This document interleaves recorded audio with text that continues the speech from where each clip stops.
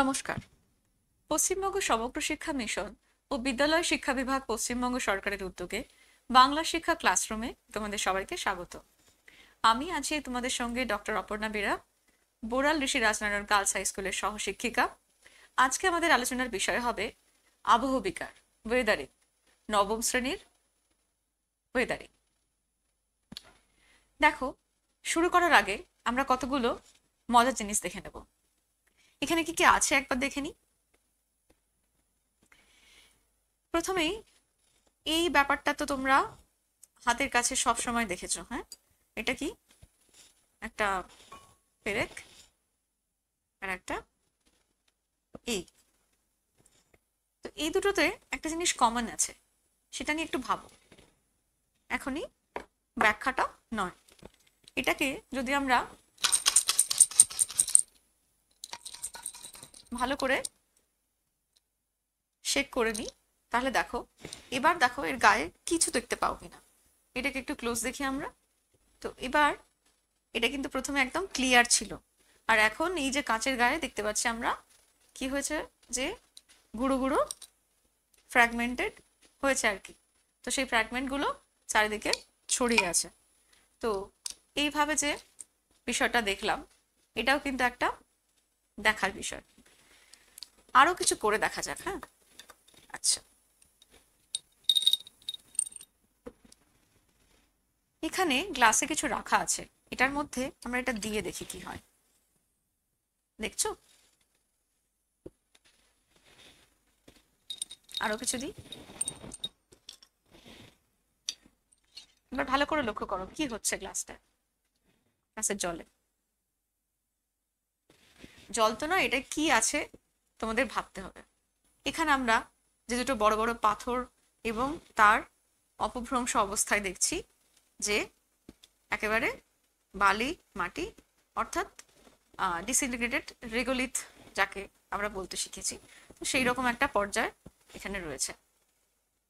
তো এখান থেকে এখানে যে ট্রান্সফরমেশনটা, অর্থাৎ এই যে বড় বড় পাথর ভেঙে ছোট হতে হতে হতে হতে অবশেষে বালুকণায় পরিণত হয়, এইখান থেকে এখান পর্যন্ত কিভাবে যায় এটা আমরা চোখের সামনে দেখছি বটে, কিন্তু এইটুকু হতেই প্রাকৃতিক ভাবে বা ভূগোলের যে এজ, মানে ভৌগোলিক সময়ের প্রেক্ষিতে কত হাজার হাজার লক্ষ লক্ষ বছর লেগে যায়। তো এই বিষয়টাই আজকে আমাদের আলোচ্য বিষয়, তাই নয় কি? অর্থাৎ এমন একটা বিষয় যার মাধ্যমে প্রকৃতি কি করে, যে তার যে চারিদিকে যে এত অজস্র শিলা, সেই শিলাগুলোর একরকমের রিসাইক্লিং হয়। আর আমাদের আশেপাশে যা কিছু আমরা ভূমিরূপ দেখছি, যে কোনো ভূপ্রকৃতি, সেগুলোর কিন্তু আমাদের চোখের সামনে আমরা হিউম্যান স্কেলে ধরতে পারি না, কিন্তু তাদের বদল হয়, তাদের রূপান্তর হয়। তাহলে এই পুরো যে বিষয়টা, অর্থাৎ আজকে আমাদের আলোচনা বিষয় যেটা আবহবিকার, সেটা কিন্তু একটা মধ্যবর্তী প্রক্রিয়া।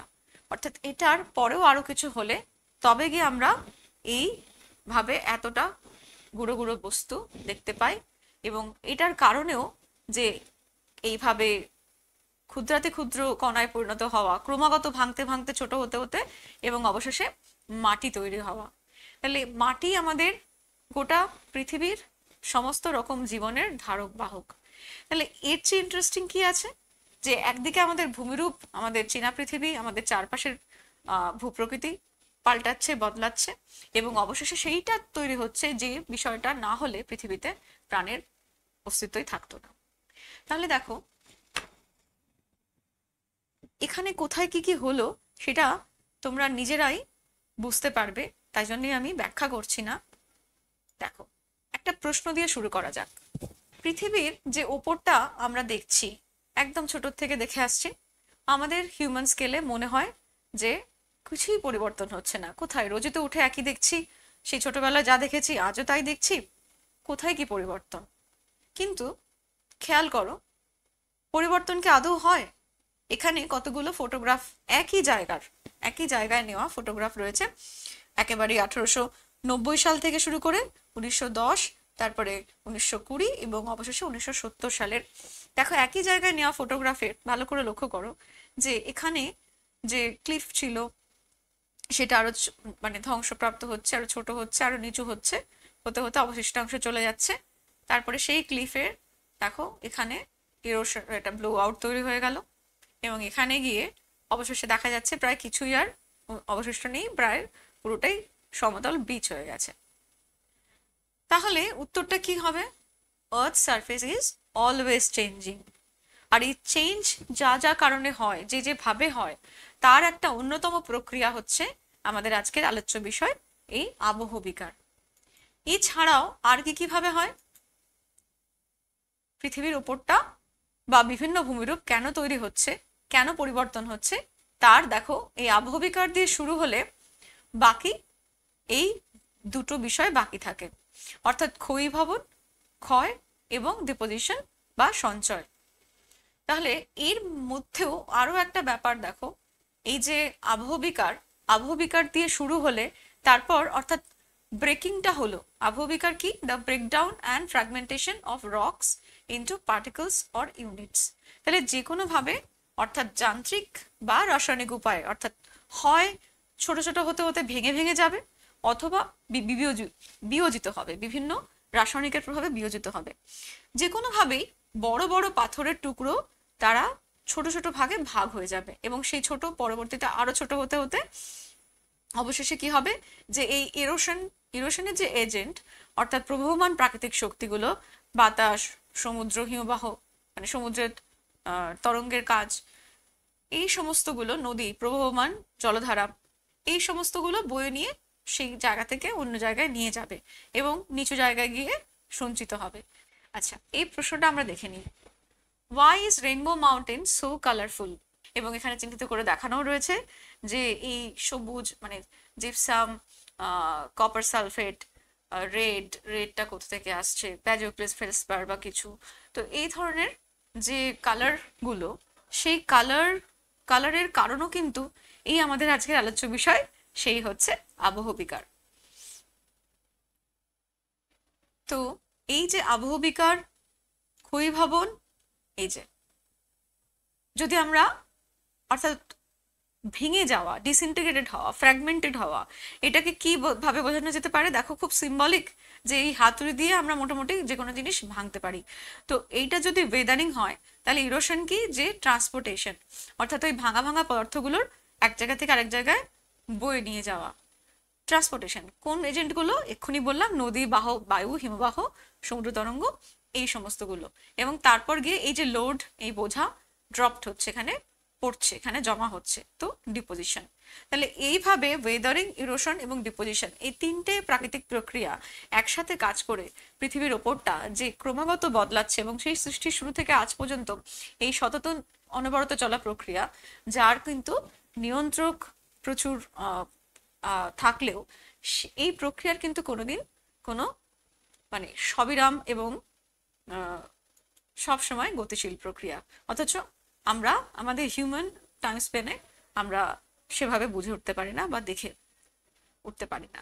এই যে যা যা ইরোশনাল এজেন্ট, অর্থাৎ এই প্রবহমান জল, বয়ে যাওয়া জল মানে নদী, যে কোনো জলস্রোত, বাতাস, বয়ে যাওয়া বাতাসের আঘাতে যেভাবে ক্ষয় হয়, এই যে গ্র্যাভিটিটা, এইটা কিন্তু একটা ইন্টারেস্টিং জিনিস। এইটা হয়তো তোমরা আগে সেভাবে জানোনি। শুধুমাত্র, অর্থাৎ এখানে কিন্তু আর কোনো প্রাকৃতিক শক্তি তার প্রভাব থাকবে না, শুধুমাত্র কোনো উচ্চ স্থান থেকে নিচুর দিকে, অর্থাৎ ঢাল থেকে নিচের দিকে কি হবে, যে এই আবহবিকারগ্রস্ত বিভিন্ন পদার্থগুলো, ছোট ছোট ভেঙে যাওয়া টুকরো টুকরো পাথরের চাইগুলো, সেগুলো কি হবে, যে অভিকর্ষের টানে উপর থেকে নিচের দিকে নেমে আসবে, ঢাল বেয়ে নেমে আসবে, এবং যেখানে আবহবিকারগ্রস্ত পদার্থ ছিল সেখান থেকে তার একটা কি হলো, ট্রান্সপোর্টেশন হয়ে গেল, সে অন্য জায়গায় স্থানান্তরিত হলো। এবং এটাও একটা ইরোশনের প্রক্রিয়া, যে যাকে আমরা পুঞ্জিত ক্ষয় বলবো, মাস ওয়াস্টিং, পুঞ্জিত ক্ষয়। মাস ওয়াস্টিং কি? যে এই যে পাথর, মাটি এবং রেগোলিথের নিচের দিকে, ঢালের নিচের দিকে যে মুভমেন্টটা, শুধুমাত্র গ্র্যাভিটির কারণে। দেখো কোন কোন প্রভাব এর উপর রয়েছে, কোন কোন ফ্যাক্টরের। ঢাল বাড়লে, ওভারস্টিপেন্ড, অত্যন্ত যদি খাড়া ঢাল থাকে, জলের যোগান, জলের বৃষ্টির জল বা যে কোনো কারণে যদি এই খাড়া ঢালের থাকা পদার্থগুলোর উপর দিয়ে জল বয়ে যায় বা তলা দিয়ে জল বয়ে যায় বা জলের যোগান, জলের আঘাত উপর থেকে বাড়ে, এই যে কোনো কারণেই কিন্তু পাহাড়ি অঞ্চলে ধসের প্রবণতা বাড়তে দেখা যায়। ভূমিকম্পের কারণেও কোনো জায়গা মানে স্থিতাবস্থা নষ্ট হবে, সেখানে ব্যালেন্স চলে যাবে, বড় কোনো পাথর, বড় কোনো চাই আর কি, পাথরের চাই, সেটাও সেখান থেকে স্থানচ্যুত হতে পারে বা নিচের দিকে নেমে আসতে পারে। তো আর কি, ভেজিটেশন রিমুভাল, অর্থাৎ কোনো পাহাড়ি ঢাল যখন সে স্থিতাবস্থায় ছিল কিন্তু সেখান থেকে যদি গাছপালা কেটে নেওয়া হয়, তাহলে সেই ঢালের যে উপর দিয়ে যে মানে তার যে চাপ হ্রাসটা হয় এবং সেই তার পরবর্তীতে বৃষ্টির জলের আঘাতে যে পরিমাণ মাটি ক্ষয়, আর এই সমস্ত কিছুর কারণে যে পুঞ্জিত ক্ষয়, অর্থাৎ ঢাল অনুসারে এই সমস্ত প্রক্রিয়াগুলো বেড়ে যায়, পুঞ্জিত ক্ষয়ের যে সমস্ত প্রক্রিয়াগুলো আছে সেগুলো বেড়ে যায়। তাহলে আমরা কিন্তু এই দুটো ওয়ার্ড বারবার এলো, ওয়েদারিং আর erosion. Erosions begins with a process called weathering. তাহলে সেই যে শুরু থেকে বলছি যে আবহবিকার হচ্ছে শুরুর প্রক্রিয়াটা, তারপর তাকে এগিয়ে নিয়ে যায় আরো অনেক কিছু। তাহলে শুরুতেই এই যে একেবারে পাহাড়ের উচ্চ অংশে যে আবহবিকারগ্রস্ত পদার্থগুলো অর্থাৎ ভেঙে যাওয়া টুকরোগুলো সেগুলো থাকছে, সেটাই বৃষ্টির জলের আঘাতে বা বয়ে যাওয়া নদীর আঘাতে, জলের আঘাতে কি হচ্ছে, নিচের দিকে বয়ে যাচ্ছে এবং টুকরোগুলো সেখান থেকে স্থানচ্যুত হচ্ছে, সেই জায়গাটার ভার লাঘব হচ্ছে বা আগের থেকে উচ্চতা কমে যাচ্ছে। তাহলে এই পুরো প্রক্রিয়াটা হলো কিনা ইরোশন। তাহলে আবহবিকারে কিন্তু শুধুমাত্র ভাঙাটাই থাকে, ভাঙা অবস্থায় পড়ে থাকে, সেখান থেকে স্থানচ্যুত হয় না। আর যখনই সেখান থেকে স্থানচ্যুত হয়ে অন্য জায়গায় যাচ্ছে, এই দুটো প্রক্রিয়া মানে তখনই একসাথে বলা হচ্ছে যে ইরোশন বা ক্ষয়ীভবন। তাহলে আমরা দেখে নিই এবার যে এই আবহবিকার কত ধরনের বা কত ভাবে হয়। এক হচ্ছে ফিজিক্যাল, কেমিক্যাল এবং বায়োলজিক্যাল। এজেন্টগুলো কি কি না, জল, বাতাস, হিমবাহ অর্থাৎ প্রবহমান প্রাকৃতিক শক্তিগুলো সবই, এবং তার সঙ্গে উদ্ভিদ, প্রাণী, মানুষ এবং রাসায়নিক রাসায়নিক বিভিন্ন উপাদানগুলো। অনেক সময় এই যে আমরা বললাম যে আলাদা আলাদা করে প্রকারভেদ হিসেবে বললাম এগুলোকে, কিন্তু বহু সময় দেখা যায় যে একাধিক প্রক্রিয়া অর্থাৎ যান্ত্রিক এবং রাসায়নিক অথবা বায়োলজিক্যাল মানে জৈব উপায় প্রক্রিয়াগুলো একই সঙ্গে কাজ করে এবং বিভিন্ন জলবায়ুগত অবস্থাতে দেখা যায় যে এইগুলো আলাদা করাও যায় না, অর্থাৎ একই অঞ্চলে বিভিন্ন রকম আবহবিকারের প্রক্রিয়া একসঙ্গে কাজ করার প্রায়ই দেখা যায়। তো যান্ত্রিক আবহবিকারের প্রক্রিয়াগুলো হলো এইগুলো, এইভাবে বিভিন্ন রকমের যান্ত্রিক আবহবিকার হয়। আর তার মূল কথাটা কি, যে কোনোভাবে এই যান্ত্রিক আবহবিকার যখন ঘটে তখন কি হয় যে যান্ত্রিকভাবে অর্থাৎ ফিজিক্যালি সেই বড় পাথরটা বা বোল্ডারটা ছোট ছোট টুকরো হয়ে ভাগ হয়ে যাবে এবং ছোট ছোট পিসে, কখনো সেটা জলের মাধ্যমে, কখনো সেটা মানে জল জমে বরফ হবে, আবার বরফ গলে জল হবে, ফ্রিজ থ, এইভাবে। এটা একটা উদাহরণ হিসেবে দেখানো হয়েছে যে এই প্রক্রিয়াটা একটা অন্যতম যান্ত্রিক আবহবিকার প্রক্রিয়া, কিন্তু মূল কথা হলো যে বড় পাথর ভাঙতে ভাঙতে টুকরো হতে হতে ছোট থেকে ছোট হতে থাকবে। এই হলো যান্ত্রিক আবহবিকারের মূল কথা, এবং তাতে কিন্তু আর কোনো কিছুর পরিবর্তন হবে না। শুধুমাত্র যেমন এখানে যদি আমরা দেখি যে যান্ত্রিক আবহবিকারের প্রধান কতগুলো প্রক্রিয়া নিয়ে এখানে বলা হয়েছে। ইনসোলেশন ওয়েদারিং, অর্থাৎ সারাদিন সূর্যের তাপে এবং মানে যখন সন্ধ্যের পর যখন এই তাপের ক্রমাগত তাপে উত্তপ্ত হওয়াটা যখন বন্ধ হচ্ছে, তখন যে ধরনের আবহবিকার হয় সেটাকে বলা হচ্ছে ইনসোলেশন ওয়েদারিং। এখন এখানে দু রকম উদাহরণ দেওয়া হয়েছে, দেখো যে এটা হচ্ছে গ্র্যানিউলার এক্সফোলিয়েশন, মানে গ্র্যানিউলার ডিসইন্টিগ্রেশন, আর হচ্ছে এটা হচ্ছে এক্সফোলিয়েশন। কিন্তু দু ক্ষেত্রে দু রকম ভাবে কাজটা হয়। কিভাবে, যে এই যে মানে এটা যে এটা যেটাকে বলছে যে এই পেঁয়াজের খোসার মতো যে স্বল্পমোচন, তো সেটাতে কি হয় যে সমসত্ব শিলা অর্থাৎ একই ধরনের খনিজ পদার্থ দিয়ে তৈরি শিলা, তখন কি হবে সেই শিলার যে বাইরের স্তরটা একইভাবে পুরোটাই অর্থাৎ সমভাবে উত্তপ্ত হবে এবং আবার রাত্রে সমভাবে অর্থাৎ উত্তাপে প্রসারিত হচ্ছে, আবার শীতলতা সংকুচিত হচ্ছে। কিন্তু গ্র্যানিউলার ডিসইন্টিগ্রেশন যেটা হচ্ছে ক্ষুদ্র কণা বিসরণ, সেটা কি হয় যে এইভাবে বড় কোনো ব্লক সেটা ক্রমশ ছোট হতে হতে হতে হতে টুকরো টুকরো একেবারে ছোট ছোট নুড়ি পাথরে পরিণত হয়। এবং দেখো অবধারিতভাবে কি হচ্ছে যে যখন এটা ইনট্যাক্ট ছিল তখন এর যা সারফেস এরিয়া ছিল, যত ভাঙছে তত কি হচ্ছে, সারফেস এরিয়া বাড়ছে শুধু নয়, তার ইনার সাইড গুলো কিন্তু কি হচ্ছে যে আবহবিকারের ক্ষেত্রে উন্মুক্ত হয়ে পড়ছে, এবং সেই জায়গাগুলো আরো ভাঙছে ক্রমাগত, ভেঙে ভেঙে সারফেস এরিয়াও বাড়ছে, আর আরো বেশি ভেতরের স্তরগুলো বাইরে চলে আসছে, উন্মুক্ত হচ্ছে। অ্যাব্রেশন এটাও একটা অন্যতম যান্ত্রিক আবহবিকার প্রক্রিয়া। সেটা হচ্ছে যে যে কোনো মানে পাথরের সঙ্গে পাথরের ধাক্কা বা ঘষা লেগে, যেভাবে ভাবতে পারো, তার যে স্ক্রিপ্ট হয়, অর্থাৎ আরেকটা পাথরের গা থেকে যে গর্তর মতো করে বা ছোট ছোট দাগ আঁচড় এই সমস্তর মাধ্যমে সেই পাথর ক্ষয় পায়, পাথরের গাটা ক্ষয় পায় অন্য অন্য ছোট ছোট পাথরের আঘাতে। এবং সেই পাথর কোথা থেকে আসে তাহলে? এই হচ্ছে, আচ্ছা, যেটা এক্সফোলিয়েশন বলা হচ্ছিল, স্বল্পমোচন। এই যে পাথরের বাইরের লেয়ারটা দেখো একেবারে আলগা হয়ে হয়ে হয়ে হয়ে এসছে, এবং একটা সময় কিছু সময় পর পর এই লেয়ারগুলো খসে খসে পড়ে যাবে এবং ভেতরের স্তর উন্মুক্ত হবে, এবং সেই স্তরও আবার একই প্রক্রিয়া একইভাবে কাজ করবে, আবার সেই স্তর খসে পড়ে যাবে। তো এখানেও দেখো এক্সফোলিয়েশনের আরেকটা রকম ভেদ দেখানো হচ্ছে, যেখানে লেয়ার এক একটা স্তরে স্তরে উপর থেকে চাপমুক্ত হচ্ছে এবং সেই স্তরগুলো সরে যাচ্ছে। এখানে স্টোন মাউন্টেন জর্জিয়ার এইরকমই এক্সফোলিয়েশনের একটা অন্যতম উদাহরণ দেখানো হয়েছে। অ্যাব্রেশন, এই যে বলা হলো যে শিলার ধাক্কায় অন্য শিলার যে অন্য শিলার গায়ে ক্ষত আঁচড় তৈরি হওয়া এবং সেখান থেকে উৎপাদিত হওয়া, এই ব্যাপারটা দেখো সব জায়গায় ঘটে।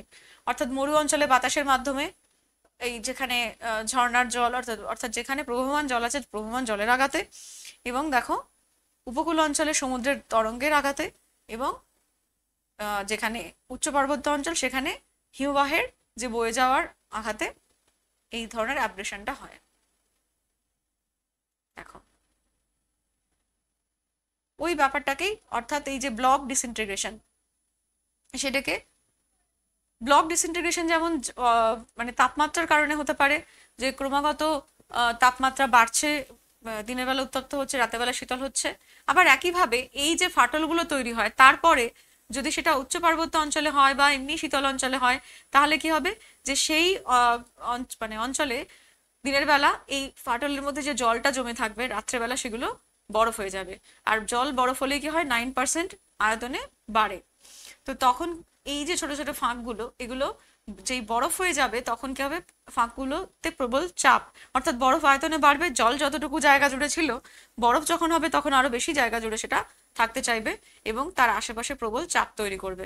আমরা কিন্তু এটা নিজেদের হাতে কলমেও বুঝেছি যে কখনো যদি ভুলবশত একদম সম্পূর্ণ ভর্তি জলের বোতলকে তুমি যদি ফ্রিজারে রেখে দাও, তাহলে কি হবে, পরের দিন দেখবে যে সেই বোতলটা মানে তুমি যখন রেখেছিলে তখন তো সেটা মোটামুটি, তুমি যদি টেবিলে বসিয়েছিলে তো দাঁড়িয়ে ছিল বোতলটা, এবার যখন তুমি ফ্রিজার থেকে বের করে সেটাকে করতে যাবে, বসাতে যাবে, তখন অনেক সময় এটাও মানে ক্যাপটা ফেটে বেরিয়ে যায়, অনেক সময় বোতলটা পুরো ফুলে যায়। তো কারণ কি, যে ওই যে বাড়তি যে আয়তনটা নেওয়ার চেষ্টা করছে জল বরফ হওয়ার ফলে, সেই আয়তনের কারণে এই সমস্যাগুলো তৈরি হয়। যে একইভাবে এই ফ্রস্ট অ্যাকশনটাও এইভাবে দেখো, যে যে উচ্চ পার্বত্য অঞ্চলে সাধারণত এইরকম ভাবে চারিদিকে ফ্লেকিং বা ছোট ছোট বা মাঝারি ধরনের টুকরো মানে পড়ে থাকতে দেখা যায়।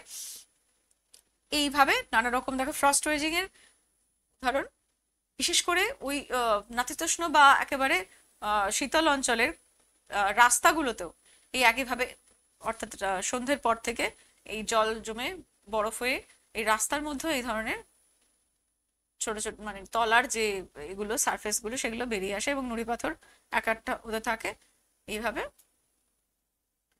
এই ধরনের, তাহলে যাগুলো মানে যেগুলো যে প্রক্রিয়াগুলো আমরা দেখলাম সেগুলো এবার আমরা ভিডিওতে অ্যানিমেশনে দেখে নিই যে ঠিক কিভাবে কাজ করে। তো ওয়েদারিং পৃথিবীর সর্বত্র সর্বত্র, এক কথায় কোনো জায়গা এমন নেই একমাত্র সমুদ্রের যে তলদেশ ছাড়া বাকি সর্বত্র কিন্তু এই আবহাওয়ার বিভিন্ন উপাদানগুলো, যেমন উষ্ণতা, আর্দ্রতা, বৃষ্টিপাত, আর কোথাও কোথাও তুষারপাতও, এইগুলো প্রধান এজেন্ট হিসেবে কাজ করে। এইগুলোর মাধ্যমে এই যে ছোট বড় নানা রকমের যে পাথর, বিশেষ করে যত সেডিমেন্টারি রক আমরা দেখি সারফেসে, সেগুলো সবই কিন্তু এই ওয়েদারিং এর ফল। তো দু ধরনের ওয়েদারিং এর মধ্যে যদি আমরা ফিজিক্যাল বা মেকানিক্যাল ব্রেকডাউনটা ভাবি যে সেটা কিভাবে হয়, কি কিভাবে হয়, এই যে দেখো এটা খুব উটার ইউএস এর উটার একটা ছবি দেখছো, যেখানে আবহবিকারের মাধ্যমেই এমন ল্যান্ডস্কেপ তৈরি হয়েছে যেটা দেখার জন্য পৃথিবীতে মানে সব জায়গা থেকে মানুষজন আসে। দেখো এই ধরনের পার্বত্য অঞ্চলে এই ধরনের যে ফাটল, এই ফাটলের মধ্যেই এই ফ্রস্ট অ্যাকশনটা যেটা আমরা দেখলাম, এটা কিন্তু খুব বেশি করে দেখা যায়। কেমিক্যাল অল্টারেশন একমাত্র কেমিক্যাল ওয়েদারিং এ হয়, ফিজিক্যাল ওয়েদারিং এ কিন্তু শুধুমাত্র পাথর যেমন ছিল তেমনই থাকে, তার ভৌত তার জৈব বৈশিষ্ট্য সব একই থাকে, শুধুমাত্র তার সে কি হচ্ছে আরো বেশি টুকরো টুকরো হচ্ছে এবং ছড়িয়ে পড়ছে, এবং ভিতরের লেয়ারগুলো আরো আলগা হয়ে যাচ্ছে এবং বাইরের লেয়ারগুলো আবহবিকার হয়ে সেখানেই পড়ে থাকছে। এই ধরনের দৃশ্য যদি দেখে থাকো তাহলে, বা তোমার বাড়ির আশেপাশেও খেয়াল করলে দেখবে যে কিছু পাথর মানে ওয়েদার্ড রক, সেগুলো যতটা কঠিন হওয়ার কথা, তার বাইরের থেকে ধরলেই তার যে কাঠিন্যটা থাকার কথা, তার উপরে অনেক কিছু লেয়ার পড়ে বা অনেক রকম ভাবে দেখা যাবে যে সেই ঝুড়ো ঝুড়ো অবস্থা, অর্থাৎ সেই পাথরের সারফেসের ওপর এই ওয়েদারিং হয়েছে যে কোনো রকম মানে যান্ত্রিক হতে পারে, রাসায়নিক হতে পারে, তো সেটা ধীরে ধীরে ওই পাথর থেকে রেগুলেথের স্টেজটায় যাচ্ছে। তো এই ধরনের জায়গায় যেখানে জয়েন্ট আছে, দেখো প্রচুর ফাটল, ভার্টিক্যাল এবং হরাইজন্টাল প্রচুর ফাটল, সেই ধরনের জায়গাগুলোতে এই ধরনের ওয়েদারিং ফ্রিজ থ প্রসেস সবচেয়ে বেশি করে দেখা যায়। এই ফাটলে জল জমে বরফ হয়ে যে চাপটা দেয়, সেই চাপটা দেখো, সেই চাপটা কিন্তু যথেষ্ট বেশি। অর্থাৎ আমরা সাধারণ কথায় কি বলবো যে আচ্ছা তাহলে এই পাথরকে ফাটাচ্ছে কে, পাথর ফাটিয়ে দিল কে, দিল আসলে জল, জলেরই এত শক্তি যে এত বড় পাথরটাকে কিন্তু সে ছোট ছোট করতে করতে টুকরো টুকরো করে ফেলবে একেবারে। তো সেই প্রক্রিয়াটাই, অর্থাৎ এই প্রক্রিয়াগুলো সহজে অনুধাবনযোগ্য নয়, কিন্তু দীর্ঘকাল ধরে ক্রমাগত এই প্রক্রিয়া রিপিট হতে হতে হতে হতে তার কিন্তু অসম্ভব শক্তি এক সময় দেখা যায় যে এত বড় পাথরটা ফেটে 2 খণ্ড হয়ে গেল, 4 খণ্ড হয়ে গেল, তারপর ধীরে ধীরে ভাঙতে শুরু করলো। এই চাপ কিন্তু খুব একটা সহজ মানে কম কিছু নয়। এই যে আমাদের দেখালো যে এই চাপটা দেখো 15,000 PSI চাপের সমান।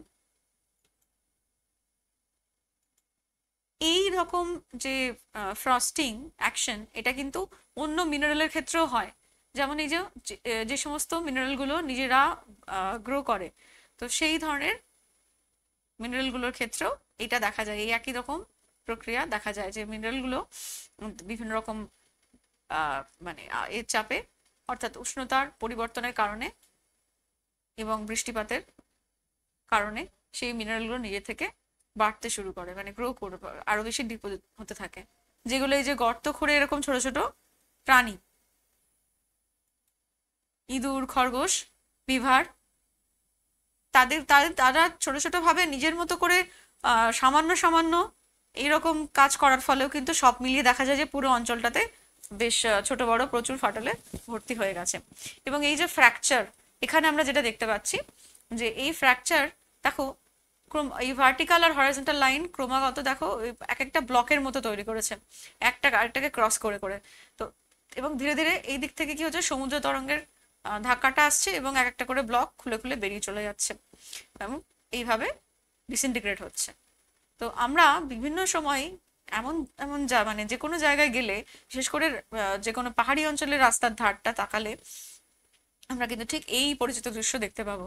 অর্থাৎ এখানে ফাটলগুলো দেখো সবকটা পারপেন্ডিকুলার অবস্থায়, মানে রক বেডের সাথে পারপেন্ডিকুলার হয়ে রয়েছে, এবং যেখানে যেখানে এই ফাটলের এটা বেশি বেড়ে গেছে সেই সব জায়গাগুলোতে দিয়ে কিন্তু এই পাথরটা পুরোপুরি ভেঙে বেরিয়ে যাচ্ছে। এবং এর কারণটা কি, যে এক সময় ওপরের স্তরের প্রবল চাপ এবং পাশের স্তরেরও প্রবল চাপ, কম্প্রেশন ছিল, মানে সংকোচন ছিল, এবং তারপরে এটা প্রসারিত হচ্ছে, উপরের স্তর আবহবিকার হয়ে যদি খসে পড়ে বা মানে রিমুভ হয়ে যায় কোনোভাবে, অপসারিত হয়ে গেলে তখন কি হয়, তলার স্তরটা যখন উন্মুক্ত হয় তখন চাপটা নেই, তখন কি হয়, এটা প্রসারিত হওয়ার চেষ্টা করে। তো এইভাবে প্রেশার রিলিজ হলে বা প্রেশার কমে গেলে আগের থেকে, চাপের মুক্তি ঘটলে, তখনও এইভাবে ওয়েদারিং। তাহলে যতটুকু আমরা জানলাম তার একটা মাইন্ড ম্যাপ। দেখো এটুকু তো আমরা এতক্ষণে, এই যে ওয়েদারিং, তাহলে মানে এক কথায় ব্রেকিং অ্যাপার্ট, ওয়েদারিং থেকে ইরোশন, ইরোশন থেকে ডিপোজিশন, এইভাবে পুরো প্রসেসটা কমপ্লিট হয়। ওয়েদারিং এর মধ্যে ফিজিক্যাল ওয়েদারিং এ আমরা এইগুলো জানলাম, এবং কেমিক্যাল ওয়েদারিং এর মধ্যে আমরা এইগুলো দেখবো এবার। তো যখনই তোমরা কোনো কিছুকে পড়বে, কোনো বড় চ্যাপ্টার, যে সমস্ত চ্যাপ্টারগুলো ধরো যে অনেক রকম ক্লাসিফিকেশন আছে, সেগুলোকে পরপর মানে এক কথায় খেয়াল করতে করতে যাওয়া, সেটা ট্র্যাক রাখা যাচ্ছে না, একটুগুলোই যাচ্ছে, এলোমেলো লাগছে, তখনই কিন্তু এই মাইন্ড ম্যাপটা অত্যন্ত হেল্পফুল একটা টুল। যে তুমি যখনই এটা লিখতে লিখতে এইভাবে আইডেন্টিফাই করতে করতে, লিখতে লিখতে পড়তে থাকবে, তখনই দেখবে যে কোনো জটিলতার তো প্রশ্নই নেই, বরং তোমার মাথায় এটা বরাবরের মতো গেঁথে যাচ্ছে, যে একেবারে পুরোপুরি তোমার এই কনসেপ্ট তোমার কনটেক্সচুয়ালাইজ হয়ে যাচ্ছে। তো কেমিক্যাল ওয়েদারিং দেখো, এটা বিভিন্ন জায়গায় বেড়াতে গেলে বা কোনো অচেনা জায়গায় গেলে বা আমাদের চেনা পরিচিত জায়গায় আশপাশেও দেখতে পাও, যে এই ধরনের লালচে ধরনের বড় বড় পাথর হয়ে রয়েছে। তো এই প্রসেসটা কি, যে ব্রেকিং ডাউন, সেই একই ব্রেকিং ডাউন, কিন্তু কি কেমিক্যাল চেঞ্জ হবে, এখানে রাসায়নিক পরিবর্তন হবে শিলার। প্রধান কতগুলো: কার্বনেশন, হাইড্রোলিসিস, অক্সিডেশন। এই যে ওপরে যেগুলো দেখতে পাচ্ছি, এই ধরনের শিলা স্তর আমরা কিন্তু খুব বেশি আনকমন নয়, আশেপাশে চোখ মেললে দেখা যাবে। দেখো অক্সিডেশন তার মধ্যে সবচেয়ে কমন, কারণ অক্সিডেশন পৃথিবীতে সবচেয়ে বেশি, অর্থাৎ একেবারে সাবসারফেস এরিয়াতে, সমুদ্রের জলের মধ্যেও দ্রবীভূত অক্সিজেন থাকে প্রচুর পরিমাণে। তো সেই ক্ষেত্রে অর্থাৎ আবহবিকার কি করছে আসলে, যে যে কোনো পাথর বা যে কোনো সারফেস, যে কোনো ভূমিরূপ যখনই কিসে কিসে, অর্থাৎ হাইড্রোস্ফিয়ারে এবং অ্যাটমসফিয়ারে উন্মুক্ত হচ্ছে, তো এই দুটো স্ফিয়ারকে আবহবিকার কি করছে, যে একরকম ভাবে কানেক্ট করছে। অর্থাৎ লিথোস্ফিয়ারে থাকা কোনো জিনিস, অর্থাৎ যে শিলার মধ্যে, যে পাথরের মধ্যে যে খনিজ রয়েছে, সেই খনিজ কি করছে, বিক্রিয়া মানে প্রতিক্রিয়া করছে কখনো আবহাওয়ার মধ্যে থাকা, অর্থাৎ অ্যাটমসফিয়ারের অক্সিজেনের সঙ্গে, কখনো হাইড্রোস্ফিয়ারের অক্সিজেনের সঙ্গে। তো এইভাবে তিনটে স্ফিয়ার কিন্তু লিঙ্ক হয়ে এই আবহবিকারের প্রসেসটাকে রান করাচ্ছে, বা এই প্রক্রিয়াটা তিনটে স্ফিয়ারকে লিঙ্ক করছে। অক্সিডেশনে কি হয়, যে অক্সিজেন যুক্ত হলে শিলার যে খনিজগুলো, সেগুলো অক্সিজেনের সঙ্গে বিক্রিয়া করে তারা কি হয়, আগের থেকে আরো কোমল হয়ে যায়, আরো বেশি ভঙ্গুর হয়ে যায়। যেমন যে কোনো আয়রন কন্টেনিং মিনারেল, যেমন পাইরাইট, এগুলো কি হয়, এইভাবে এই যে পাইরাইটের সাথে কি হচ্ছে, ফেরাস অক্সাইড থেকে ফেরিক অক্সাইড আর শোধক, তার ফলে কি হচ্ছে, যে মরছে। এইভাবে আমরা কিন্তু শুরুতেই এটা দেখে শুরু করেছিলাম, এইভাবে মরচে পড়াটা চারিদিকেই কিন্তু খুব কমন, খুব পরিচিত দৃশ্য, এটাও একটা উটার দৃশ্য। এবং এই অক্সিডেশন শিলাতে এইভাবে, যেখানেই আয়রন কন্টেন্ট থাকে সেই ধরনের শিলাতে এইটা যোগ হয়ে, অক্সিজেন যোগ হয়ে এই ধরনের দৃশ্য দেখা যায়। Second type of chemical Wuthering হচ্ছে হাইড্রোলিসিস। হাইড্রোজেন যুক্ত হবে। হাইড্রোজেন কিসে থাকে, বৃষ্টির জলে দ্রবীভূত অবস্থায় থাকে, এবং সেখান থেকে শিলার খনিজের সঙ্গে যুক্ত হয়ে এই ধরনের কাদা কাদা সাবস্ট্যান্স তৈরি করে, ক্লে সাবস্ট্যান্স তৈরি করে। হাইড্রোলিসিসটা কিভাবে, এই যেমন হাইড্রোলিসিসের ক্ষেত্রে বা আর্দ্র বিশেষণের ক্ষেত্রে দেখা যায় যে জল যুক্ত হলে তখন এই যেমন এখানে অ্যালবাইট, তার সঙ্গে জল যুক্ত হচ্ছে এবং কিওলোনিয়েট তৈরি হচ্ছে। অর্থাৎ শিলার কিন্তু বৈশিষ্ট্যটা একেবারে, চরিত্রটা পুরো পাল্টে যায়। মিনারেল যা ছিল সেটার সঙ্গে জল যুক্ত হয়ে হাইড্রোলিসিস প্রক্রিয়ায় কিন্তু কি হয়, যে জলের আয়নের সঙ্গে বিক্রিয়াটা হয়, H+OH- আয়নিত যে এই যে H+ আয়ন, সেটাই কিন্তু এই শিলার সম্পূর্ণ অন্য ধরনের খনিজ পদার্থ তৈরি করছে।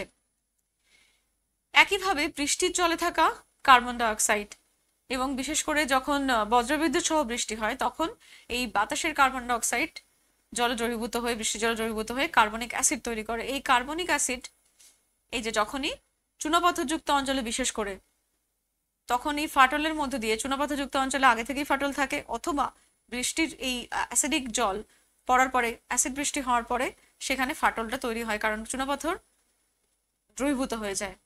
কিভাবে দ্রবীভূত হয় সেটা আমরা জাস্ট এর পরের স্লাইডে দেখছি। এবং তখন এই ধরনের ভূমিরূপ তৈরি হয়। চুনাপাথরের গুহার খুব পরিচিত দৃশ্য এই ধরনের ভূমিরূপ। কিছু উপর থেকে ঝুলে থাকা যে স্ট্যালাকটাইট, এগুলোকে স্ট্যালাকটাইট বলা হয়, এবং নিচ থেকে যেগুলো দারুণের মতো ওঠে সেগুলো হচ্ছে স্ট্যালাগমাইট।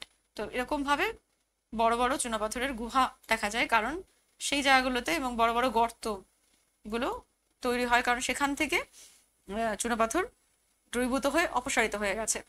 এইভাবে এই যে অ্যাসিড রেন, তো নাইট্রাস অক্সাইড, সালফার অক্সাইড, এই সবকিছু কিন্তু জলে দ্রবীভূত হয়ে এই অ্যাসিড বৃষ্টি রূপে দেখো প্রভূত ক্ষতি করে।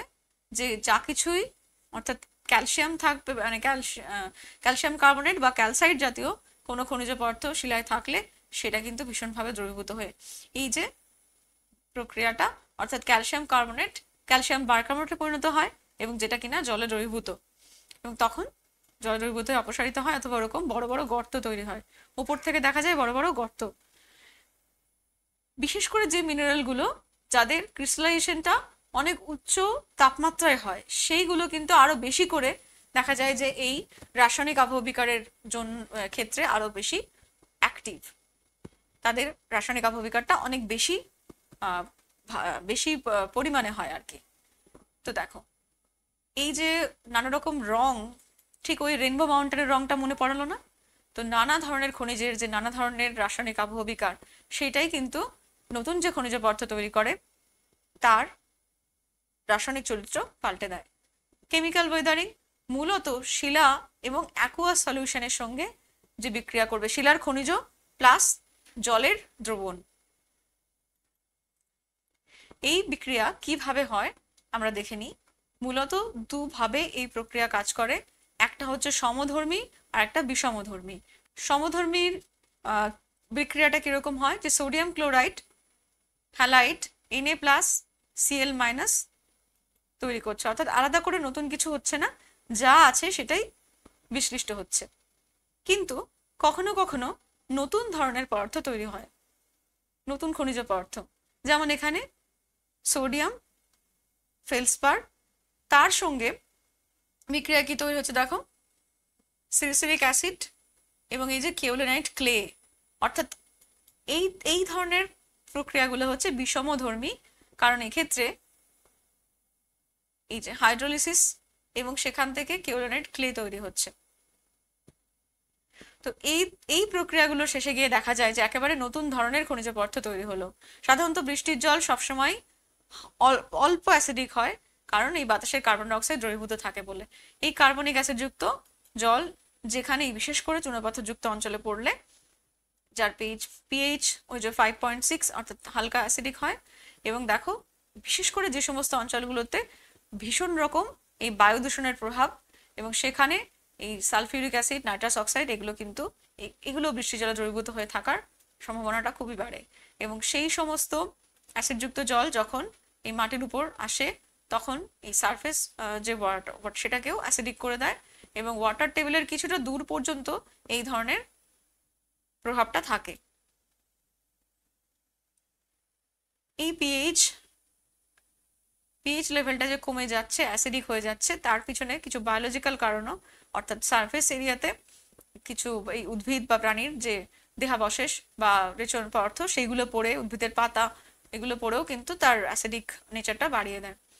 অ্যাসিডিক সলিউশনের এই যে হাইড্রোনিয়াম, এটা কিন্তু খুবই স্ট্রং একটা এজেন্ট, এবং এই ধরনেরই কেমিক্যাল ওয়েদারিং সিলিকেট জাতীয় যৌগের উপর ভীষণ রকম কাজ করে। শুধু যে অক্সিডেশন, মানে অক্সিজেন যৌগের ক্ষেত্রে, মানে আয়রন যেখানে আছে আয়রন জাতীয় যৌগের ক্ষেত্রে হয় তা নয়, আয়রন কম্পাউন্ডে নয়, সিলিকেট রকের ক্ষেত্রেও কিন্তু এই কেমিক্যাল ওয়েদারিং কিভাবে দেখো, এই যে এখানে যে কার্বন সিঙ্ক সেটা গিয়ে আবার এখানে এসে ডিপোজিট হচ্ছে ক্যালসিয়াম কার্বনেট হয়ে। তো এইভাবে অ্যাটমসফিয়ার থেকে লিথোস্ফিয়ারে, লিথোস্ফিয়ার থেকে আবার অ্যাটমসফিয়ারে।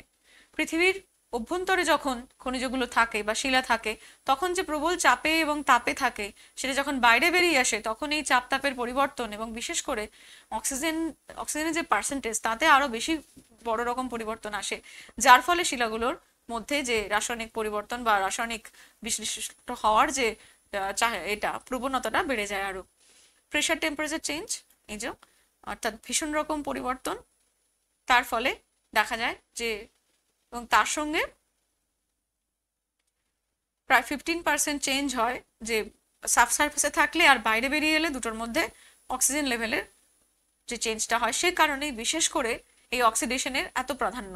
সর্বত্র সর্বত্র সমস্ত ধরনের বেশিরভাগ খনিজের সঙ্গে কিন্তু অক্সিজেন বিক্রিয়া করে, এবং শুধুমাত্র ওই আয়রন যৌগ নয়, অলিভিন, পাইরক্সিন, বায়োটাইট এই ধরনের শিলা খনিজের সাথেও অক্সিডেশন খুবই কমন। তাহলে ফিজিক্যাল ওয়েদারিং এর কি কি ফ্যাক্টর,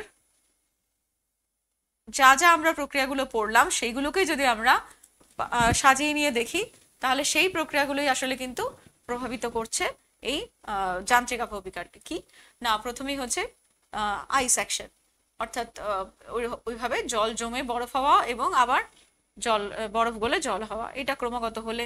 রিলিজ অফ প্রেশার, অর্থাৎ চাপ কমে গেলে, চাপের হঠাৎ করে উপরের স্তর অপসারিত হলে। অ্যাব্রেশন, শিলার টুকরোগুলো পরস্পর ঘষা লেগে পরস্পর সংঘর্ষের ফলে। অ্যানিমাল, ছোট ছোট জীবজন্তু যারা মাটির উপরে বা মাটির অল্প তলায় গর্ত করে, তাদের মাধ্যমেও। আর উদ্ভিদের শিকড়ের যে বৃদ্ধি বিকাশ, সেটা ফাটলের মধ্যে দিয়ে শিলার মধ্যে শিলাস্তরে চলে গিয়ে শিলাকে ভেঙে দিতে পারে খুব কম সময়ের মধ্যেই। আর কেমিক্যাল ওয়েদারিং এর তাহলে কি কি ফ্যাক্টর দেখলাম? প্রথমেই হচ্ছে জল, অক্সিজেন। অ্যাসিড বৃষ্টি হলে ভীষণ রকম চুনাপাথরযুক্ত অঞ্চলের ক্ষতি হয়, এবং সেখানে বড় বড় এইরকম দেখো যে চুনাপাথরযুক্ত অঞ্চলকে দেখতে ঠিক এরকম হয়ে যায়, যে ফাটল কোথাও, ভঙ্গুর কোথাও, মানে ঝুড়ো ঝুড়ো অবস্থা কোথাও হচ্ছে, উপরটা হালকাভাবে আটকে রয়েছে, মানে লেগে রয়েছে কোথাও হয়তো। এইগুলো কিছু সময় পর গিয়ে সবকিছুই ধসে পড়ে বড় বড় গর্ত বা সিঙ্কহোল তৈরি করবে। লিভিং অর্গানিজমও, জীবজন্তু, সেগুলো তাদের যে রেচন পদার্থ সেগুলো কেমিক্যাল ওয়েদারিং এ পিএইচ মাত্রা বাড়িয়ে দিয়ে মানে কেমিক্যাল ওয়েদার প্রসেসটা ত্বরান্বিত করে। কার্বন ডাইঅক্সাইড যুক্ত হলে চুনাপাথরের যে গুহার কথা আমরা বললাম সেটা। তাহলে এই প্রক্রিয়াগুলো, এই নিয়ন্ত্রকগুলো হচ্ছে কেমিক্যাল এবং ফিজিক্যাল ওয়েদারিং এর নিয়ন্ত্রক। ফ্যাক্টরস, প্রধান তিনটে ফ্যাক্টর যদি আইডেন্টিফাই করা যায় তাহলে এই হচ্ছে প্রধান। এটা এই চারটা ক্লাইমেট কে বোঝাচ্ছে। হার্ডনেস, আমরা প্রথমে এই দুটো বুঝে নিই। হার্ডনেস কি, যে যদি এটা আমাদের একটা চেনা জলপ্রপাতের ছবি, মানে জলপ্রপাত কিভাবে তৈরি হয় তার একটা ব্যাখ্যা এটা, যে পরপর অনুভূমিকভাবে যদি কঠিন এবং কোমল শিলা থাকে তাহলে কোমল শিলা বেশি ক্ষয়প্রাপ্ত হয়ে এই যে এভাবে ঢুকে এসছে এবং কঠিন শিলা রেজিস্ট করে দাঁড়িয়ে রয়েছে। তো এইভাবে অর্থাৎ নিজস্ব শিলার নিজস্ব যে কাঠিন্য তার উপরও বা ক্ষয় প্রতিরোধ ক্ষমতা তার উপরও এই কোন শিলায় কতটা ওয়েদারিং হবে সেটা ডিপেন্ড করে। আর হচ্ছে সারফেস এরিয়া, সারফেস এরিয়া যখন কম থাকছে আর যখন ভেঙে যাচ্ছে তখন কি হচ্ছে, ভেতরের স্তরগুলো উন্মুক্ত হচ্ছে এবং আরো বেশি ভাঙতে থাকছে। এটার কারণেও আবহবিকারের হারটা নিয়ন্ত্রিত হয়, গতি এবং হার নিয়ন্ত্রিত হয়। আর এটা খুব ইন্টারেস্টিং যে ক্লাইমেট এখানে এই গ্রাফটাকে জাস্ট একটু খেয়াল করলে দেখবে যে এটা হচ্ছে বৃষ্টিপাতের পরিমাণ, অর্থাৎ এদিকে বৃষ্টিপাতের পরিমাণ ক্রমশ বাড়ছে আর এদিকে কি বাড়ছে, তাপমাত্রা পরিমাণ বাড়ছে। তাহলে যে জায়গাটায় এই ধরো এই সমস্ত জায়গাগুলোতে যেখানে তাপমাত্রার পরিমাণ অনেক বেশি আর বৃষ্টিপাতের পরিমাণ কম, বা এই যে ওপরটা, এই ধরনের তাপমাত্রা সাধারণত বা তাপমাত্রা এবং বৃষ্টিপাতের ধরন পৃথিবীতে মানে সাধারণ জলবায়ু অঞ্চলে থাকে না। কিন্তু দেখো যত এই দিকে যাচ্ছে, অর্থাৎ এদিক মানে কি, যে যত বেশি বৃষ্টিপাত বাড়ছে আর তাপমাত্রা এই যে এদিকে 0 হয়ে এখানে প্লাস এই 25, তাহলে তাপমাত্রা বেশি, বৃষ্টিপাতও বেশি। অর্থাৎ কোন ধরনের অঞ্চলে এরকম হবে, নিরক্ষীয় অঞ্চলে, নাতিশীতোষ্ণ অঞ্চলে, ক্রান্তীয় অঞ্চলে, সেই সব জায়গা কিন্তু কেমিক্যাল ওয়েদারিং, রাসায়নিক আবহবিকার অনেক বেশি হারে হয়। এবং কোন জায়গায় তাহলে ফিজিক্যাল ওয়েদারিং বেশি হয়? সেটা হচ্ছে যে যেখানে তাপমাত্রা বেশি, অর্থাৎ মরুভূমি কিন্তু বৃষ্টিপাত কম, অর্থাৎ মরুভূমি অঞ্চলে এবং মেরুদেশীয় অঞ্চলে, মেরু প্রদেশের কাছাকাছি। তাহলে এখান থেকে আমরা মোটামুটি বুঝতে পারছি যে কোন ধরনের আবহাওয়া কোন ধরনের আবহবিকারকে ত্বরান্বিত করছে। ফিজিক্যাল ভার্সেস কেমিক্যাল, এটা নিশ্চয়ই বলার অপেক্ষা রাখে না, কারণ এর অনেক অনেক অজস্র কারণ মানে পয়েন্ট হয়, যেগুলো তোমরা অলরেডি আলোচনা থেকে অনেকটাই বুঝেছো, আর বাকিগুলো ভাবতে হবে, নিজেরা ভাবলে অনেকটাই পেয়ে যাবে। বায়োলজিক্যাল ওয়েদারিং, এই ব্যাপারটাই কিন্তু ওই হচ্ছে যেটা প্রথম বলছিলাম যে আলাদা করে বোঝানো যায় না যে কোনটা কি, কারণ একই সাথে সবকটা প্রক্রিয়া কাজ করতে পারে এবং একাধিক প্রক্রিয়া কাজ করতে পারে, যে কারণে এই বায়োলজিক্যাল ওয়েদারিংকে আলাদা করে না দেখে এটাকে আমরা কেমিক্যাল ওয়েদারিং এবং ফিজিক্যাল ওয়েদারিং এরই একটা পার্ট হিসেবেও ধরতে পারি। কারণটা খেয়াল করলেই বুঝবে। দেখো কিভাবে এই যে গাছের শিকড়, পুরো গাছটাই দুটো বড় বড় পাথরের মাঝখানে বড় হতে হতে এবং তারপরে এক সময় পুরো ফাটলগুলোকে আরো বড় করে দিয়েছে। তাহলে এইভাবেই তো যান্ত্রিক আবহবিকার হয়, এইভাবেই ফ্রিজ থা হয়, এইভাবেই আইস ফ্রস্টিং হয়। তো এই সমস্তগুলো বা ওই ডিসইন্টিগ্রেশন হয়, ব্লক ডিসইন্টিগ্রেশন, সেগুলো এখানে গাছ নিজে করছে বা উদ্ভিদের শিকড় করছে। তো সেইটাই হচ্ছে কেমিক্যাল এবং মেকানিক্যাল দুভাবেই এই এজেন্টগুলো কাজ করে। বরোয়িং অ্যানিমালস, এখানে আমরা দেখতে পাচ্ছি কিভাবে এই যে প্ল্যান্ট অ্যাকশন, অ্যানিমাল অ্যাকশন এবং মানুষের কার্যকলাপ, মানুষের ভীষণ ভীষণ কিন্তু কার্যকলাপগুলো আবহবিকারের বিভিন্নভাবে এজেন্ট মানে ত্বরান্বিত করে।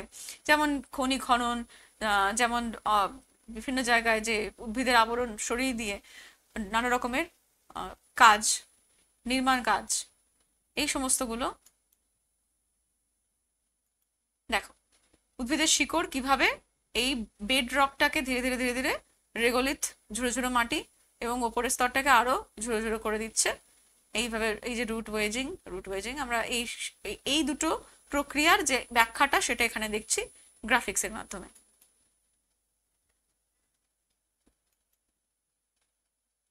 একইভাবে বিভিন্ন গর্ত খোঁড়ে যে প্রাণীরা, সেইগুলো তাদের প্রচুর একসাথে প্রত্যেকের যদি কাজ একসঙ্গে দেখায় মানে যোগদান হয়, তাহলে বেশ বড় একটা অঞ্চলের কিন্তু এরকম পরিণতি হয়। আর অর্গানিক অ্যাক্টিভিটি কি হয়, যে এই উদ্ভিদের পাতা, শিকড় এগুলো পচে হিউমিক অ্যাসিড, ফর্মিক অ্যাসিড এই সমস্ত থেকে এই অ্যাসিডিক ইরোশন হয়, কেমিক্যাল ওয়েদারিং হয় সেটা। এরপর আমরা চলে আসি আরেকটা সম্পূর্ণ, অর্থাৎ এবারে আমরা আবহবিকার তো নিয়ে এত আলোচনা হলো, এর প্রভাবে শুধু যে সবচেয়ে বড় প্রভাবটা আমরা দেখতে পাচ্ছি যে সয়েল ডেভেলপমেন্ট বা সয়েল ফর্মেশন, মাটি তৈরি হয়। এছাড়াও মাটির আগে কি স্টেজ থাকে, রেগোলিথ।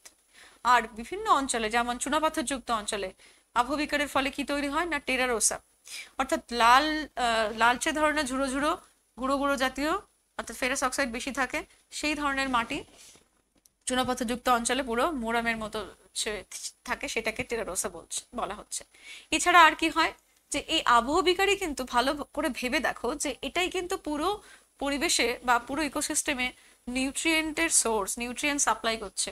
অর্থাৎ মেকানিক্যাল হোক, কেমিক্যাল হোক, যেভাবেই হোক, এই যে খনিজ পদার্থগুলো, মিনারেলগুলো বেরিয়ে আসছে বা ভাঙছে বা একটা থেকে ট্রান্সফর্ম হচ্ছে, যেভাবেই হোক সেইগুলো তবেই কিন্তু কি হচ্ছে, যে উদ্ভিদের কাজে লাগার মতো জায়গায় চলে আসছে, বা উদ্ভিদের শিকড় মাটি থেকে সেটা নিতে পারবে, ডিসইন্টিগ্রেটেড হচ্ছে এবং ট্রান্সফর্ম হয়ে এই নিউট্রিয়েন্ট সাপ্লাইটা কিন্তু এই আবহবিকারেরই ফল, অর্থাৎ আবহবিকারের ওয়েদারিং এর ডিরেক্ট রেজাল্ট। তো নিউট্রিয়েন্ট সাপ্লাই থেকে শুরু করে আবহবিকারের যে আরো অন্যতম কাজ এই হচ্ছে মাটি তৈরি। তা প্রথমে এরকম ভাবে পাথরের টুকরো টুকরো অর্থাৎ আবহবিকারগ্রস্ত চাইগুলো বা ছোট ছোট টুকরো পড়ে রয়েছে, তার উপরে ধীরে ধীরে সময়ের সাথে কি হবে, মস, লিচেন এগুলোর সমস্ত একটা স্তর তৈরি হবে এবং সেগুলো ধীরে ধীরে এই মাটির উপরের স্তর থেকে ভেতরের স্তরে ঢুকতে শুরু করবে এবং দেখা যাবে যে কিছু সময়ের পর একে বলে সাকসেশন, যে ছোট ছোট ঘাস এগুলো জন্মাতে শুরু করবে, শ্যাওলা, এবং তাদের যে জৈব পদার্থগুলো বা তাদের যে অবশিষ্টাংশ সেগুলো মাটির মধ্যে পড়তে শুরু করবে। মাটির মধ্যে পড়লেই কি হবে, মাটির মধ্যে প্রথম কি হচ্ছে, জৈব পদার্থ যুক্ত হচ্ছে। এবং এই ছোট ছোট গাছের শিকড়গুলো মাটিকে মানে উপরে যেটুকু ঝুড়ো ঝুড়ো পদার্থ ছিল অর্থাৎ রেগোলিথ ছিল, সেই রেগোলিথের মধ্যে জৈব পদার্থ যুক্ত হলো এবং এই লেয়ারটাকে কিন্তু কি করলো, যে ছোট ছোট গাছ যেই জন্মালো তাদের শিকড়টা আটকে রেখে দিল, ধরে রেখে দিল, ভেসে যেতে মানে বৃষ্টির জলের আঘাতে বেরিয়ে যেতে দিল না। তার ফলে কি হবে, যে এই ওপরের লেয়ারটা দেখো ক্রমশ বাড়তে শুরু করবে, বেশি বেশি তৈরি হতে শুরু করবে, আরো বেশি করে জৈব পদার্থ আসছে, উদ্ভিদের পাতা, ফলমূল, শিকড় এগুলো পড়ছে, এগুলো থেকে সেগুলো বিয়োজিত হয়ে হিউমাস তৈরি হচ্ছে এবং উপরের স্তরে গাছপালার দেখো আকার আকৃতি বাড়ছে এবং অন্যান্য প্রজাতির বৈচিত্র্য বাড়ছে। এবং মাটির যে এই যে পাথর এবং তার উপরে এই যে মাটির স্তর, এটারও কিন্তু এই গভীরতাটা বাড়ছে ক্রমশ। তো এই হলো মাটি তৈরির যে ভীষণ স্লো, অর্থাৎ হাজার হাজার বছরের একটা প্রক্রিয়াকে আমরা কয়েক সেকেন্ডে দেখছি। এবং যত সময় যাবে তত উদ্ভিদের মূল আরো গভীরে বিস্তৃত হবে এবং মাটির যে স্তরটা ততটাই গভীর হতে থাকবে। উপরের স্তরের থেকে নিচের স্তরের চরিত্র তত বদলাতে থাকবে, বৈশিষ্ট্যগুলো প্রত্যেক স্তরে পাল্টে পাল্টে যাবে এবং এইভাবেই মাটির মধ্যে বিভিন্ন স্তর তৈরি হবে। একেবারে নিচে থাকলো বেডরক, যে আগের যে পাথর, এবং তার উপরে দেখো দেখতে দেখতেই এতটা গভীর মাটি তৈরি হয়ে গেছে, যার সি লেয়ার, তারপরে বি, বি হচ্ছে সাবসয়েল, বিটাই মূলত ঠিকঠাক মাটি বলা যেতে পারে, সাবস্ট্রাটামটা মূলত রেগোলিথ, আর এ হচ্ছে সারফেস লেয়ার। সারফেসেই সমস্ত এই পুষ্টিগুলো থাকে, উদ্ভিদের নিউট্রিয়েন্ট লেয়ার, যেটা উদ্ভিদের ক্ষেত্রে লাগে। আর তার উপরেও আরেকটা স্তর, যেটা সম্পূর্ণ জৈব পদার্থে ভর্তি, ও স্তর, যেখানে শুধুমাত্র ওই গাছের পাতা ফাতা ডালপালা এগুলোই পড়ে থাকে। তো সেগুলো বিয়োজিত হতে পারে, মানে তখনও বিয়োজিত হতে পারে না। এই একটা বিরাট কনসার্ন পৃথিবীর, যেটা একটা সাইলেন্ট হ্যাজার্ডের মতো, একটা ডিজাস্টার বলা যেতে পারে, যে সারা পৃথিবীব্যাপী যত বিভিন্ন কারণে এবং যত বিভিন্ন ধরনের জলবায়ুতে সমান মানে ক্রমাগত ভূমিক্ষয়, মাটি ক্ষয় হয়ে যাচ্ছে, সেই মাটি ক্ষয়ের যে সুদূর প্রসারী যে প্রভাবগুলো আছে এবং প্রত্যেকটার সঙ্গে এতখানি ইন্টারকানেক্টেড, একটা একটা সামান্যতম পরিবর্তন আরো একটা অন্যদিকে অনেক বড়সড় পরিবর্তন, এবং যেটা হাতের বাইরে বেরোবে, ব্যালেন্স থাকবে না, এই ধরনের পরিবর্তনকে নিয়ে আনতে পারে, ইনকালকেট করতে পারে। এবং সেটা আমরা জানি যে পৃথিবীর যে নিজস্ব প্রকৃতির যে শক্তি, হোমিওস্ট্যাসিস, অর্থাৎ কিছু পরিমাণ প্রভাব পড়লে সেটা প্রকৃতি আবার শুধরে নিতে পারে, আবার নিজেকে ঠিক করে নিতে পারে। সেইটার কিন্তু এই সয়েল ইরোশন একটা অন্যতম বড় চ্যালেঞ্জ, যে এত বেশি পরিমাণে টপ সয়েল, উপরের স্তরের মাটি ক্রমাগত প্রত্যেক বছর ধুয়ে বেরিয়ে যাচ্ছে নানাভাবে। তো এই যে হ্যাজার্ডটা, অর্থাৎ এই যে টপ সয়েল, তাতে দেখো নিউট্রিয়েন্ট সাপ্লাইয়ের এটাই একমাত্র ভান্ডার। নাইট্রোজেন, ক্যালসিয়াম, পটাশিয়াম, এই যে মাঠের পর মাঠ, মাইলের পর মাইল একদম রুখা সুখা জমি, এবং তার উপরে কি হয়েছে যে একদমই বৃষ্টির অভাবে বা বিভিন্ন কারণ থাকতে পারে তার, যে বিভিন্ন অবৈজ্ঞানিক পদ্ধতিতে চাষ, পশুপালন, এই নানা কারণে কি হচ্ছে, টপসয়েলটা একেবারে নষ্ট হয়ে গেলে তখন মাটির ভেতরের স্তরগুলো উন্মুক্ত হয়ে গিয়ে ক্রমশ এরকম অবস্থা চেহারা নেয়, যেটা কিনা আর রিকভারেবল নয়, সেরকম জায়গায় যায়। এইভাবে ছোট ছোট নালা ক্ষয়, গালি ক্ষয়ের এগুলো বিভিন্ন প্রক্রিয়া, যে প্রথমে সরু গালি তৈরি হচ্ছে, তারপর নালা হচ্ছে, তারপর শিট ইরোশন হচ্ছে। তো এইভাবে দেখো বিস্তীর্ণ অঞ্চলের মাটির কি অবস্থা। তো বেশিরভাগ ক্ষেত্রে এই যে অরণ্য শেষ করে দিচ্ছি, এই নানা রকম ভাবে জনবসতিতে প্রচুর অর্থাৎ পৃথিবীর যত পরিমাণ এলাকা প্রতিদিন কনভার্ট হচ্ছে, বন জঙ্গল থাকা এলাকা, সেটা বসতি স্থাপনের জন্য বিভিন্ন কার্যকলাপে কনভার্ট হচ্ছে। বড় বড় নগরায়ন, কেটে বিভিন্ন মানে যাতায়াতের ব্যবস্থা থেকে শুরু করে সব রকম কৃষি, শিল্প, ব্যবসা বাণিজ্য সবকিছুর জন্য এই টপসয়েলটাকে আমরা এইভাবে নষ্ট করে দিচ্ছি। উদ্ভিদের শিকড় যত নিচে যাবে, যত গভীরে যাবে, তত ওপরের মাটির এইরকম অবস্থা থেকে মুক্তি পেতে পারে। এরকম অবস্থা তত হবে না। কিন্তু আমরা প্রতি বছর প্রায় এই সাউথ আফ্রিকার সমান পরিমাণ জমি বা মাটি বা টপসয়েল হারাচ্ছি পৃথিবী থেকে চিরকালের মতো। নষ্ট হয়ে যাচ্ছে এবং ক্রমাগত প্রত্যেক বছর সেই পরিমাণটা বেড়েই চলেছে। তো একজন কৃষক যখন এইভাবে তার জমিতে অনেক আশা নিয়ে লাঙল দেয়, তখন যদি তার দেখে যে সে মাটিটা এইরকম অবস্থা, তাহলে তার তার ফসল উৎপাদনের যে আশঙ্কাটা, এবং তার সঙ্গে সঙ্গে কি যে পুরো পৃথিবীরই মানুষ কিন্তু নির্ভর করে আছে এই এগ্রিকালচারের উপর, এটাই ফুড সিকিউরিটি। তো এখান থেকে পুরো ইকোসিস্টেমটা নষ্ট। তো দেখো এইভাবে ধুলোর ঝড়, টপ সয়েল যখনই জৈব পদার্থ নেই, নেই বৃষ্টির মানে জলের অভাব, তখনই এই ধরনের ঝুড়ো ঝুড়ো হয়ে উড়ে যাচ্ছে। এবং যেমন ডাস্ট স্টর্ম যেমন একটা বড় রকম প্রাকৃতিক বিপর্যয়, তেমন এরকম ভাবে ফ্লাড, বন্যার কারণে এটাও এই ধরনের এই মাটি ক্ষয় এই সমস্ত বিপর্যয়েরও কারণ হয়। এখানে যেমন ফসল কাটার পরে উন্মুক্ত জমি এবং সেখান থেকে ময়েশ্চার উড়ে গেছে, টপ সয়েল নষ্ট হয়ে গেছে। সারা পৃথিবীব্যাপী এই যে জ্বলন্ত সমস্যা, সেখানে দাঁড়িয়ে যে আমাদের এই মাটি, এই ধারক, এবং এই মাটি যত নষ্ট হবে তত কিন্তু একরকম ভাবে যে মাটির উপরের যে আস্তরণ, সেটা নষ্ট হয়ে গেলে কার্বন ডাইঅক্সাইডের পরিমাণ কিন্তু, অর্থাৎ কার্বন ডাইঅক্সাইডও পরিবেশে যুক্ত হচ্ছে ক্রমাগত। এর উপায়টা কি? উপায় হচ্ছে তোমাদের হাতে। এই যে ছোট ছোট হাতগুলোতে গাছ লাগিয়ে যত পারো, কারণ একটা গাছ পরিবেশে এত কিছু পরিবর্তন আনতে পারে। একসময় বলা হতো একটা গাছ একটা প্রাণ, কিন্তু এখন শুধু প্রাণের দিক থেকে নয়, পুরো পরিবেশের ভারসাম্য, পুরো পরিবেশকে মানে ইকোসিস্টেমকে রেস্টোর করার যে ক্ষমতা উদ্ভিদ রাখে, সেই ক্ষমতা তোমাদেরও হাতে। তোমরা আগামী এইভাবে দেখো, এই যে মাটি পুনরুদ্ধার করার যে বিভিন্ন কনজারভেশনের বিভিন্ন রকমের পদ্ধতি আছে, ধাপ চাষ, ফালি চাষ, ক্রিস ক্রস প্লাউইং, তারপরে এই যে শস্যাবর্তন, এবং দুটো ফসলের মাঝখানে কভার উপরে আচ্ছাদন করা, এই যে কন্টুর ফার্মিং। তো এই সমস্তগুলো কিন্তু প্রচুর বৈজ্ঞানিক পদ্ধতি আছে যেগুলোর মাধ্যমে মাটিকে ক্ষয়ের থেকে রক্ষা করা যায়।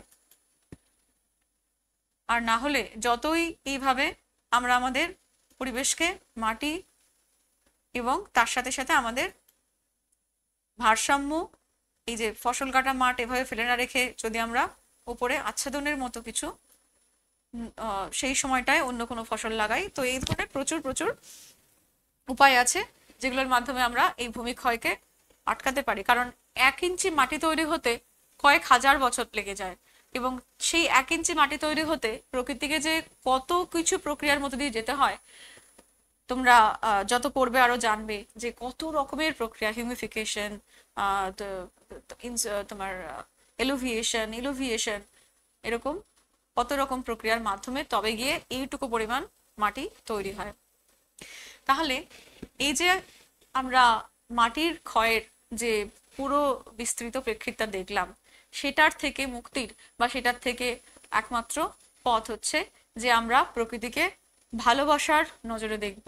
শুধুমাত্র আমাদের মানে প্রকৃতি আলাদা, আমরা আলাদা, আমাদের প্রকৃতির প্রতি কর্তব্য, দায় দায়িত্ব এইভাবে নয়। অর্থাৎ তোমাদের আগামী পৃথিবী একটাই, অনলি ওয়ান আর্থ।